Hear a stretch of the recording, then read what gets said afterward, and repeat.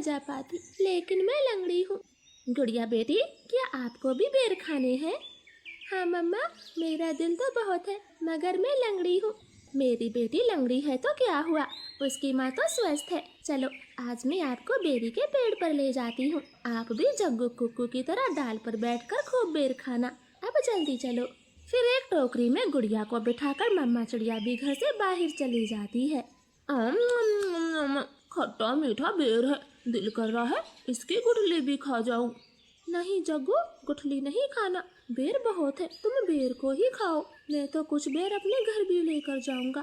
Cocoa दोस्त, वो देखें, आपकी मम्मा भी इसी तरफ आ रही है, शायद उन्हें भी खट्टे मीठे बेर खाने होंगे।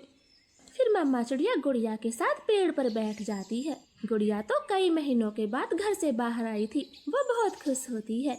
यहाँ कितना अच्छा लगता है, खुला आसमान, चारों तरफ पेड़ पौधे और ताजी ताजी हवा। लो गुड़िया बहन, ये बेर खाओ, ये और भी मजेदार है।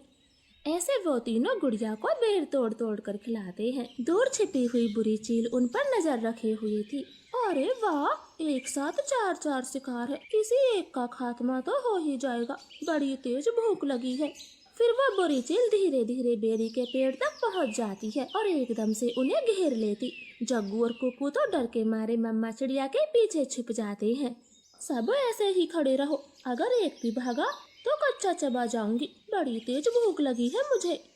नाना चील जी, हमें जाने दे, हमारी जान बख्श दे, छोटे बच्चों पर रहम करें। नाना चिड़िया, किसी एक को तो अपना शिकार बनाकर ही खाऊंगी। चील उनके सामने बैठी थी।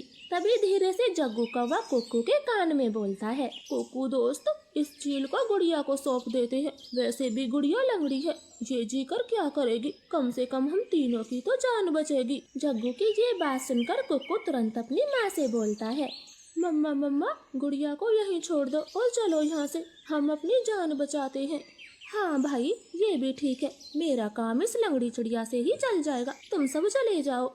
चील ने इतना कहा ही था कि तभी रानो चिड़िया जोर से चील को धक्का मारती है और पेड़ से नीचे गिरा देती। जग्गू कुक्कू, गुड़िया को साथ लेकर यहाँ से भाग जाओ, मैं इस चील को आपके पीछे नहीं आने दूंगी, बेटा जल्दी से भागो यहाँ से। इतना कहकर रानो चील पर हमला कर देती है और जग्गू और कुक्कू टोकरी लेकर वहाँ से भाग जाते हैं। चिड़िया और चील में काफी देर तक लड़ाई होती है और आखिर में चील रानो को जान से मार देती है। मरगी, छोटी चिड़िया मरगी, मुझसे लड़ने चली थी, अब तेरा मांस में मजे से खाऊंगी। कुक्कू भाई, मम्मा अभी तक घर नहीं आई।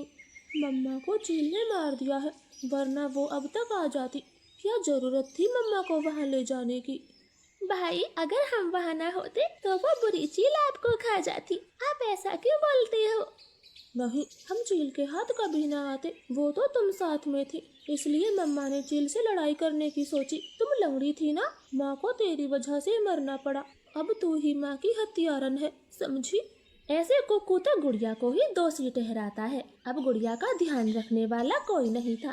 कुक्कू सारे सारे दिन बाहर घूमता फिरता, वो लंगड़ी बहन का बिल्कुल भी ख्याल नहीं रखता, चाहे वो भूखी हो या फिर प्यासी हो। भाई, सुबह से रात हो गई है, आप मेरे लिए कुछ खाने को नहीं लाए?